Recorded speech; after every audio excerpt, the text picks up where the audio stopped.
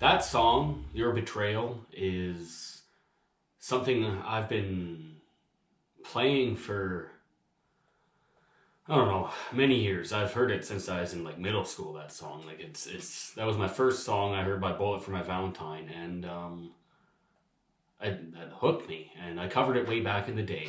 And so this time, I mean, it was a spontaneous cover.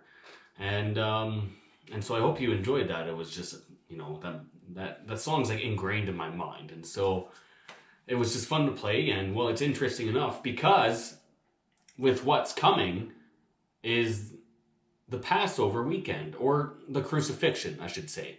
And well, the song's called Your Betrayal. And well, I'd like to read you something from Zechariah quick.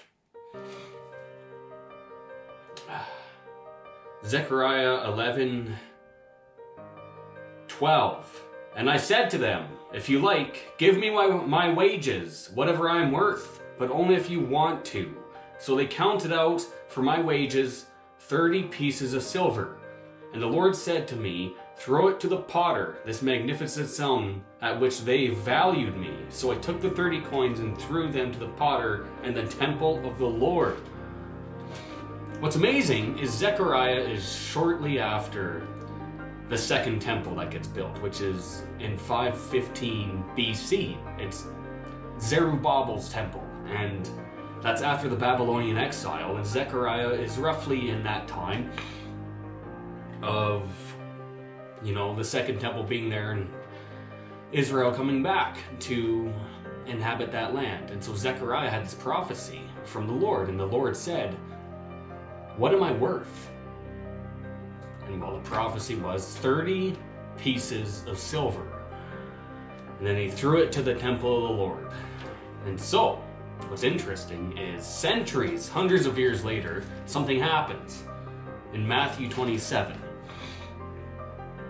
Jesus, in the last week of his life, during Palm Sunday and coming down on the donkey, and which is also foretold in Zechariah, actually, which is amazing.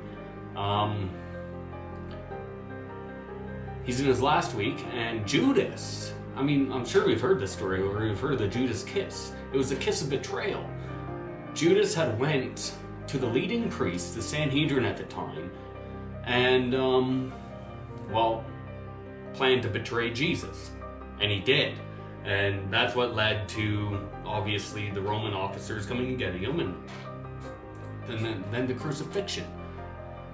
So, I read this. When Judas, who had betrayed him, which is Jesus, realized that Jesus had been condemned to die, he was filled with remorse. So he took the 30 pieces of silver back to the leading priests and the elders. I have sinned, he declared, for I have betrayed an innocent man. Well, what do we care? They retorted. That's your problem. Then Judas threw the silver coins down in the temple and went out and hanged himself. The leading priests picked up the coins. It wouldn't be right to put this money in the temple treasury, since it was payment for murder.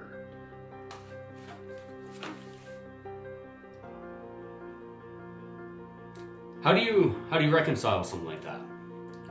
We can prove the authenticity of the Gospels and what time they were written in, based on linguistics and manuscripts. I'm not a professional in that area. I'm sure you've heard of Wes Huff by now, but go look at his stuff. He can prove it to you. And then we can also prove that Zechariah was a part of the old canon of the Jewish people. And we have historicity proving that it is written hundreds of years before that, before all of this. And so I speak to you today.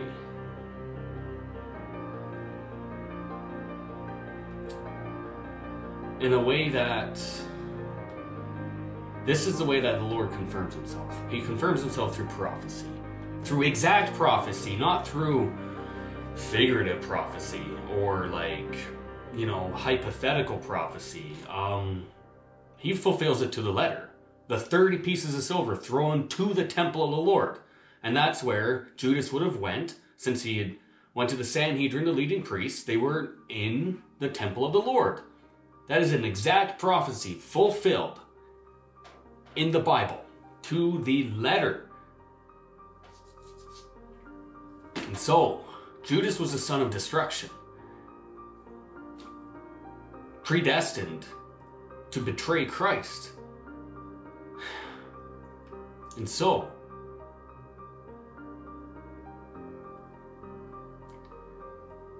through that betrayal, he died. Through that ordination, he died.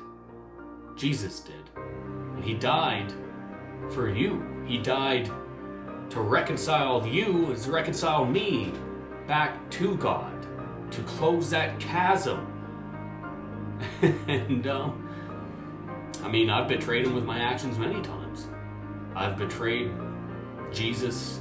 I've stepped on his name. It's bad. But that being said, he loves you. And through that betrayal, we were reconciled to him. We were justified. And all you got to do is believe in the Son of God, that he died for your sins. Do not love the darkness so much. Turn to the light and return to Jesus. And even if you stepped on his name, or if you've run away like I have and become a lost sheep and hated him for a time, even though you were a Christian, come back to him, because his arms are wide open like the prodigal son, the story of the prodigal son. He loves you, and he died for you. And so change your ways. And